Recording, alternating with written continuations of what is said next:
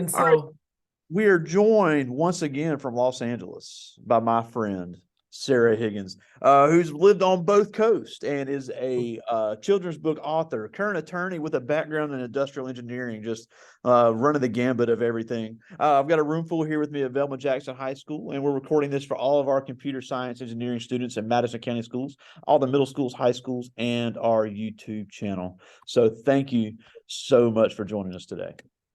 oh, I'm happy to be here again. Thanks for having me. Always. Definitely. And I thought it was more than appropriate on Black History Month to have you join us because, and we will get to it in a minute, because you did write the children's book Stemming from Blackness, which is about female Black STEM leaders.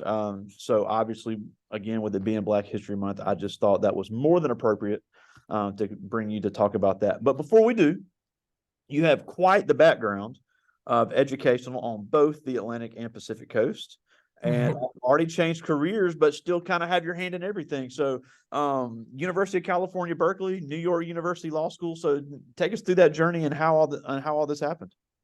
Oh yeah, absolutely. I actually might be able to pull up that PowerPoint in a second, Oh, take but your time.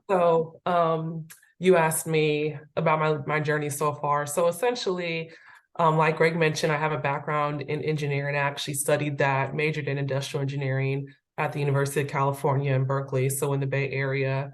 And after I graduated, well, let me just start with why I chose engineering. I chose the engineering fields, frankly, because when I was in high school, a senior, I looked into which majors make the most money, and engineering was near the top of that list. And I mean, beyond that, I also did like math. I did like sciences. I had a genuine interest in those classes. And so combined with my interest in the subject field, as well as, you know, the job prospects, I thought it'd be a good major to select. And it definitely stretched and grew me, not only as an academic and like as a student, but also as a person as well, because it is very challenging. But you know, once you are able to conquer those challenges, I find it to be very rewarding. And so I chose engineering. I chose industrial engineering, which industrial engineering is essentially you make processes better. And so unlike the other engineering fields where you're working on something that's tangible, industrial engineering, everything is intangible, meaning that nothing that you're working on, you can't touch it, you can't see it, you just see the fruits of it. So that could be you're working on some sort of system to improve manufacturing processes, or you're working on what I remember one thing that we studied in school was airlines will use algorithms to determine, you know, which seats to sell at which prices to sort of maximize their profit. Because I don't know if you ever bought a plane ticket, but you know, you can buy one for, let's say, $200 one week, and then the next week it jumps to $250, but a week after that it might go back to $158 or something like that. And so all that is designed by processes, and engineers are, you know, the ones who set that up. Industrial engineering, a lot of it is consulting as well. And so after I graduated, I worked as an IT consultant. And similarly, I was working on how to help companies improve their processes, whether it be, you know, which procurement vendors to go through, or which manufacturing is a big deal, like which manufacturing processes to implement. And even before I graduated, I had an internship at General Electric in Louisville, Kentucky.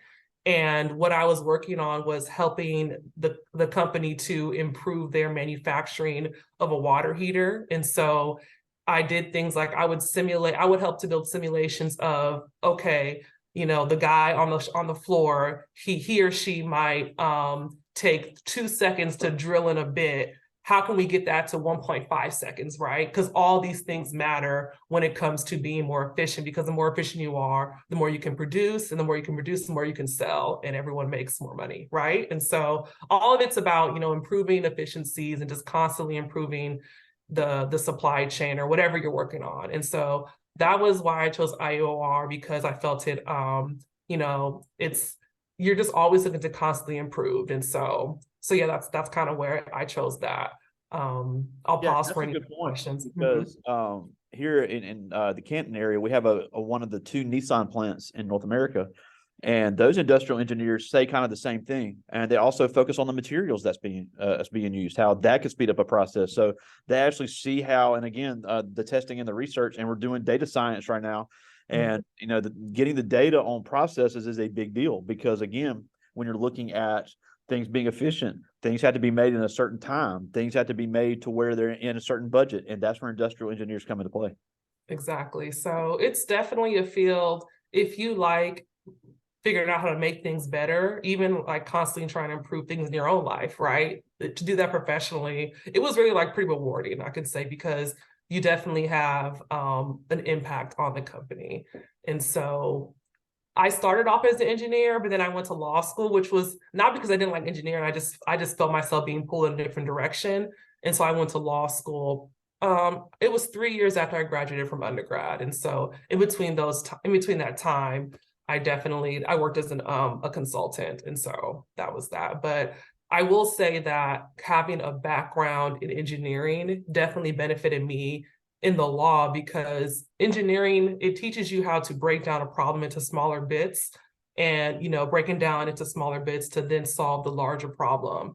And in the law, a lot of it is, breaking down case law or statutes and just really trying to get into like the detail of it. It's a very detail oriented profession, as is engineering. And so even though I don't directly work as an engineer or anywhere in the STEM fields now, the basic functions that I learned and developed as an undergrad and as a professional, as a consultant, have benefited me in my career in the law as well. So even if you don't have to do one thing for your entire career, right? People can pivot at any point that they want to. And so, but I think that having a base like for you to build off of has at least benefited me, and I have no doubt it would benefit you as well. So Yeah, I agree. I have a classmate that got a degree in electrical engineering, and now she is a government relations executive with Horn, the financial company in Houston.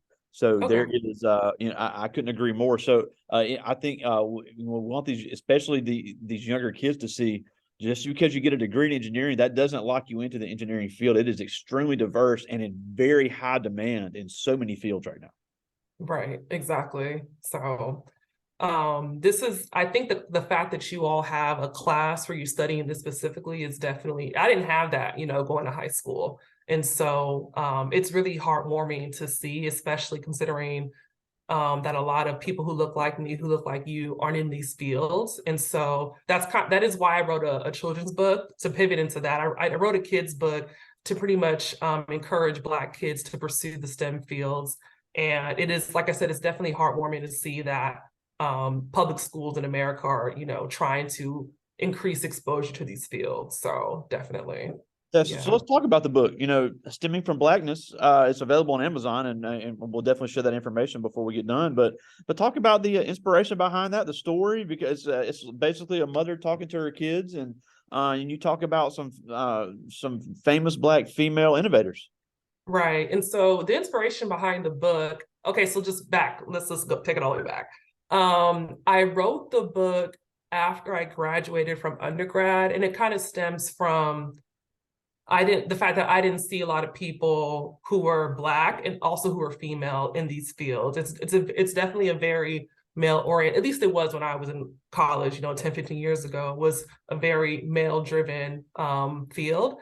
And so knowing that I chose it in part because I knew I can, have job security, I felt that it was important to sort of spread awareness that not only are these positions ones that, shape the world around us, but they also can help you provide for yourself and your family, right? And so I wrote the book to encourage particularly Black girls to pursue this, because I'm a Black woman, right? So I have a heart for other Black women to pursue the STEM fields. And the story is about a young Black girl who's struggling with her math homework, and her mother sees her struggling, and her mother tells her about 5 real life Black women who have, succeeded and excelled in the STEM fields to encourage her, the daughter, that she can do it as well. And so it's sort of autobiographical because, like the girl in my story, one of my teachers told the class that,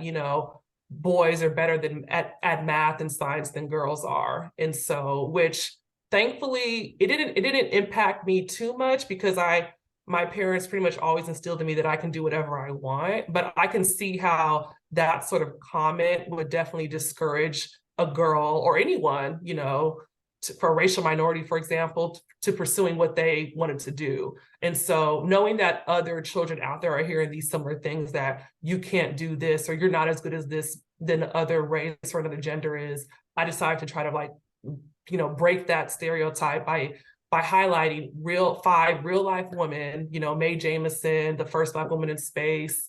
I have Patricia Bath, she was an optometrist who developed a lot of technology surrounding, glasses and eyewear and stuff like that. And a few others. These are real life women who made like a real life impact, and they happen to be Black as well, right? And they also did they're trailblazers in the sense that, they worked in the 70s and, 80s and the 60s, right? And we're here in 2023, we have so many more opportunities than they did, and we just have so many more examples than they did. And so I wrote it to say, like, if they can do it, so can I, so can you, so can anyone else coming behind you. And so that was inspiration behind the book. And so I finished the book I wrote the manuscript, I think it was around 2013. But then, like I said, I had something was pulling me into the law. And so I kind of put the book away. And then I became a lawyer. And then after I finished that, 4 or 5 years later, I said, okay, let me actually, finish what I started. And so I hooked up with the editor, with the illustrator, and I got the book published. And so all in all, it took me like 7 years to make it. That's because I pivoted in between. But I think, the fact that it took me that long sort of kind of speaks to the fact that you can finish what you start, even if it takes you 7 years to do it, just get it done, right? And so it was definitely something that I needed to get done, and I'm glad that I did. But Yeah, and that's a great point because, and I'm a little bit older, though. Actually, I'm a lot bit older than you, but when my grandparents were growing up and when your grandparents were growing up, there were cultural norms, there were gender norms in this country. Women, no matter what color they were nurses, secretaries, or teachers, and that was right. pretty much it. And even less opportunity for minority women. Right. But we have so many guests that we've had that have become the first in their family. So the cultural norms of this country are changing. The gender roles and norms of this country are changing. And just because it hasn't been done before doesn't mean it cannot happen. And especially with the technology advances that happen every day in these fields, even in the law. Think about, you got to have technology-driven people in the law to be able to find databases and cases. Absolutely. It's not going through paper anymore. So right. the technology skills that did not exist when these kids' grandparents was coming through school are so important now, and even more so because, like you said, with industrial engineers, things are becoming more and more automated. There's less and less of the actual laborer jobs and more and more of the engineering driven jobs. So that's why I think it's important for everybody to see that, just because in the past it was a certain way, we all can change that narrative slowly but surely and open up opportunities that never existed. Absolutely. Yeah, you're absolutely right. So, I mean, I'm the first lawyer in my family. My mother was the first woman in her family to graduate from college, like of her generation. And her mother, my grandmother, her first role was she was a domestic worker because her mother, that's all that she did. So my great grandmother, all that she did for work was, clean homes. And so just like a few generations past that, I'm a lawyer, right? And so that just kind of goes to say, especially as Black people in America, with each generation, we have more and more opportunity, right? And so I think just with that, it's sort of incumbent upon us to take advantage of the opportunities that our parents and our grandparents didn't have, and just sort of, be more active participants in the progression of America, right? Because America would be nothing without us. And so as we have more opportunity, it's up to us to sort of take advantage of those opportunities and just become, more integrated into American society, I would say, through our professions. Yes. Now, and even though you're in the law field, and I know you still keep up to date with the STEM news and STEM trends, what are some skills and degrees that you see being things that these young people should consider getting into in the coming years? I would say, I mean, like Greg mentioned, I would say that anything in which you're developing like a software, because there's this new trend. It's called the Internet of Things, right? Internet of Things, IoT, meaning that pretty much everything that we're going to be utilizing is going to be connected to the internet in some way. It could be something like, like even like our phones, right? And then now we have smart TVs, now we have smart homes, right? In the sense that all of everything about our home, like the lights, the oven, the fans, the microwave, you can control all of that through an app on your phone. And so it's just going to become more and more like that with everything that we do. Like our cars are now have Wi-Fi in them, airplanes, like Internet of Things is like a big deal, as is AI, artificial intelligence. And so I would say sort of look to what the future is pointing at. And the future is definitely pointing at us being more connected all the time, for better or for worse. It is what it is, right? And so any sort of skill that you have that sort of what's what I'm looking for, kind of complements those progression and that certain trajectory, I would say invest in that and invest your time in learning those skills. So basically it comes down to computer science, right? Learning how to code. That's something that I think is going to be invaluable, and it's invaluable right now. And there's definitely a lack of programmers in America compared to other countries, they say. And so I think that's going to be the biggest area for growth as well. Yeah. And I would say even in the healthcare field right now, I was literally just going to say healthcare software developers and IT people in the healthcare field are probably just as valuable as doctors right now. Right. Robotics, people who do robotics. Doctors are going to have in the future robotics and AI skills in order to be successful as physicians. It's coming because of having to search for symptoms, having to do invasive surgeries. I think in the next 20 years, probably, or even less, you're going to see that in the healthcare field almost exclusively. Absolutely, especially as as our medical technologies advance, we live longer as people, right? As human beings on this earth. And so we're going to be relying on more and more technologies to keep us alive, right? Like prosthetics, surgeries are being conducted through microscopic, instruments, things of that nature. And so, yeah, that's a really good point, that healthcare, because combined with us living longer and combining with like technological advances in medicine, it's going to be a really big booming field. Even now, like even nurses, healthcare administrators, that is another field that's sort of STEM, adjacent, that there's a shortage of people in the healthcare industry. That's just a fact, right? And I think that, kind of like sidebarring, I think your generation is very well equipped to handle this, because you guys are used to being connected to each other virtually all the time now. Like you were in school for 2 years on Zoom, right? And so I think just thinking of how you grew up and how you are connected via different social media apps and whatever, this should not be it. I mean, it doesn't have to be anything that's kind of far-fetched, because you are seeing as you're growing up how the internet is becoming more and more pervasive and more just entangled in our daily lives. And so just think, how does my teenage sort of experience different than that of my parents or my older cousins?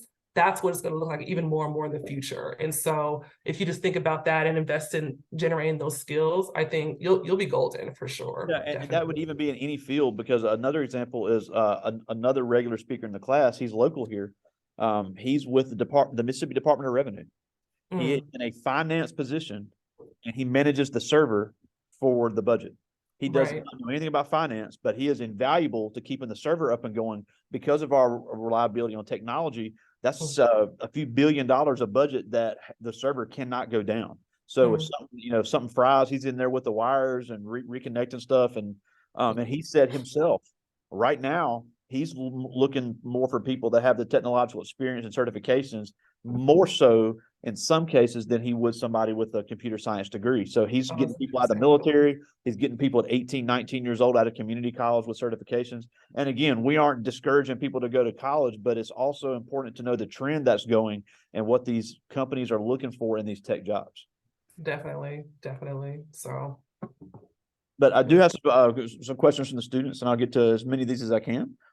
This is Justin Clerk. He is a senior, and he's asking a legal question. He asked, as an attorney, have you ever had a client that you did not want to defend? Yes. I mean, Or I'll say someone like a client, could be an individual, or it could be like I work in corporate law, so a lot of our clients are corporations. And so it's more so not that I didn't want to defend them, represent them, but like their actions, I didn't agree with their actions, what they were doing. But this is America, and in America, everyone has a right to an attorney. And so if you keep that in mind, like this is my duty as a lawyer to represent everyone in court, no matter what they did, no matter what sentence or what penalty they're facing. You just kind of have to have that in mind. But I've definitely, represented people or organizations, corporations, whatever the case may be, that did something that wasn't, the greatest. Like, I don't want to say it was evil or bad, but it was just kind of morally, questionable, I would say. But just having it in mind that in America, under our Constitution, we all have rights to counsel. And so it is our job to ensure that even the person who committed the most heinous crime, they have rights, and those rights deserve to be protected. And so, yes, I have, but it's my oath to sort of represent people even at their worst, definitely. Yeah, and I know you're on the civil side, but on the Right. criminal side, I know we're getting into law right now, but they still need to know this. Even on the criminal side, just because somebody is defending someone that has obviously broken the law, that doesn't mean they're trying to get them off. Absolutely not. Most of Yeah. the time, they're trying to keep them from having a too severe of a penalty. Right. Because a lot of times we can all agree somebody's guilty of something, but with the way things have gone, you don't want to see somebody get a life sentence for a nonviolent crime. And unfortunately, that's happened. So that's where the defense attorney comes into place to say, look, this person broke the law, but let's make sure the punishment fits the crime. And also, like, defense attorneys ensure that if we're talking about criminal, that the prosecution is doing things that they're supposed to be in the way they're supposed to do them, right? They're not violating the defendant's, constitutional rights to a fair jury, or the rights to know if there's any sort of evidence that sort of proves their innocence. They have a right to that evidence, right? And so a lot of what the defense is doing is ensuring that the prosecution is playing by the rules, because in criminal settings, it's up to the government to prove their case. And so defense attorneys, a lot of what they do is just making the government prove their case, right? Prove that this actually happened. And like Greg said, also to ensure that the penalty is not too severe and it's fair, right? Really, you're there to make sure that the trial is fair in all aspects, for sure, not to necessarily get your client off. Yeah. This is Jacayla Page. She's a sophomore, and she asked, what was your biggest inspiration to change careers? Man. So I think for me, I've always been intellectually curious, and I would say the biggest inspiration was just understanding that the law was going to be a way for me to sort of tap into that curiosity in a way that resonated with me. And then also I was fortunate enough to have like friends or older sorority members that I knew, and I spoke with them about their experiences. And I was always inspired by different people, like Thurgood Marshall, right? The first Black Supreme Court justice. He was a lawyer. And even now, Ketanji Brown Jackson, they're like lawyers, right? All these lawyers who just have just a really big impact on our society. That always spoke to me, even as a child. And so I just sort of felt myself being drawn in that area, both in like the civil rights context, but also like in just the civil context in general. And so combining my intellectual curiosity for the law with the fact that lawyers, a lot of what we do is we help people navigate difficult situations. And that is something that I find a lot of joy in, is helping someone, when they're facing something that seems daunting, helping them, really just calming their nerves and helping them to get through it. And so that's sort of what inspired me, was just like an innate desire to want to do good. Yeah. It's awesome. It's just like anything else. You're the expert in the area. Somebody that's not the expert depends on an expert to make sure that they make it through that situation. Exactly. This is Katherine Johnson. She's a junior, and she asked, have you ever thought about changing careers again? Yes, I have. I think about it. I mean, because we can just do so much. And like I said, like, you don't have to do one thing for forever. And so I thought about, if I wasn't a lawyer, what would I do? One of it is like maybe journalism. I've always liked telling people stories and hearing what people's experiences have always been, Obviously, exciting. you got a talent for it. Oh, thank you. I appreciate that. So yeah, I thought about being a journalist. I thought about being, a therapist even, because I like to help people, kind of like a lawyer, navigate difficult things and sort of figure out what they already have within them to like, get through their problems and whatnot. And so I've definitely thought about it, but I'm going to stick with the law for now because I've only been a lawyer for like 5 years. I'm still very young in my career, and it's definitely opened a lot of doors for me, and I've learned a lot. I've grown a lot, and so I'm going to stick with it. But in 10 years, I might be something totally different. Like I might be something else, who knows? And so we can always reinvent yourself, and don't be afraid to do so. As long as you have this, like I said, the skills and the desire to grow, you can change it up at any point in time. So yeah. I changed careers at 30, so I've done the same thing as well. This is Jasmine Williamson. She's a sophomore, and she asked, "Is your writing your book your greatest personal achievement?" I would say it's definitely like my gift to the world. And so yes, that it's something that I'm glad that I did it. And it actually kind of took a lot of other people sort of encouraged me to put it out there because I can be kind of shy. I can be a person who doesn't like a lot of attention on me, right? And so me writing this book was definitely stepping out of my comfort zone because I knew that I had something to say. And so I knew that it'd be a really good message for people. But even telling people about it has been difficult for me. And so the combination of writing it and also, publicizing it and, marketing it has definitely been my greatest achievement because it's allowed me it's forced me out of my comfort zone as someone who tends to be more inward, I would say. All right, now here's a great question. This is Brian McMurtry, and this is the last one from the students. This is Brian McMurtry. He's a senior. And he asked, have you ever had a client that had misconceptions about you that were not true? Client, I've had colleagues who have misconceptions about me, and I've had people that I worked with because I'm a Black woman, right? And you don't necessarily see a lot of Black women as attorneys even now. And I remember so before I became like a corporate lawyer, I clerked for judges. And so what a law clerk to a federal judge does is they essentially gather all of the parties' papers and motions, read them, and then they will research the law within those and then recommend to the judge how he or she should rule. And so I did that for 2 years for two federal judges. And I was in Detroit, Michigan during this time. And Detroit is definitely Detroit's a majority Black city, much like Jackson is. And so, meaning that a lot of the people who come through the court, like the defendants, are Black, right? And so I've been mistaken for a defendant or a defendant's, wife or girlfriend or sister more than once. And I was a lawyer, right? I worked for a federal judge. And so I would say that's something that I've had to deal with on a more than one occasion, just like it's called like a microaggression, right? People assume that you don't belong, or they definitely try to categorize you based on your appearance. And I had like on a suit, like I look professional, right? But just not seeing a lot of young Black women in that position, you just assume that she must be here for another reason. There's no way that she works here, right? There's no way that she's a lawyer. And so that's happened to me more than like a client, I would say, but I've definitely heard of women of all races, of all, ethnicities saying that their client assumed that they were the secretary. That hasn't happened to me yet, but I know women who have said, I was, meeting with a client and I was with another male colleague and they assumed that I was his secretary. These things definitely still happen, even in California, right? It happened all over the country.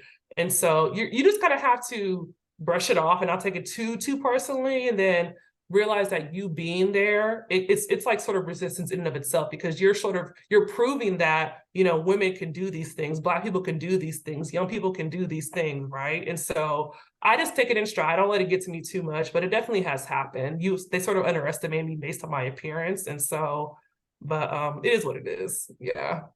I mean, it's always a good time to change the narrative, no matter who you are. Right, exactly. That's just so cool. You lived in New York, Los Angeles, San Francisco, Detroit, Louisville. I mean, just all over the place. And and you're still quite young. So it's obviously, even though the obstacles are going to be there, it can be done. But we're out of time. And as always, we thank you so much for joining us. But before we go and before we hear where we can get the book, obviously, we've mentioned it is Black History Month, even though it's coming to an end. And it's such a great time to celebrate the STEM innovators that have come in years past that you featured in your book. But there is a need for more. There's a need for Asian STEM innovators. There's a need for Hispanic STEM innovators. There's always a need for female STEM innovators. So, and the same way in the legal field. So Mhm. why should these young people now think about getting into either the legal field or the engineering field, and why does it need them? So it needs you because, like I mentioned or might have alluded to, America America is built on us. So I'm talking about Black people. America is definitely built on us and our labor.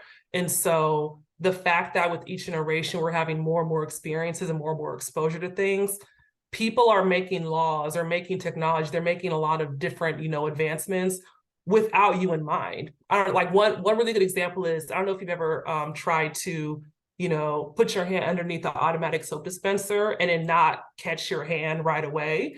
That's because the technology behind that doesn't recognize Black skin as well as it recognizes white skin, right? And so the fact that clearly there was no Black people in the room designing that technology because they never caught it, right? It's just an oversight. Even things like with Google and the algorithms of Google, like if you put in a Google search, you might have, so like racist search results or search results that don't really reflect like the good things about Black people. All these things are technologies that are designed that we consume, but we did not have any hand in making. And so as America progresses, it's really up to us to sort of make sure that we are at the table when these decisions are being made, because we consume so much as Americans, as Black Americans.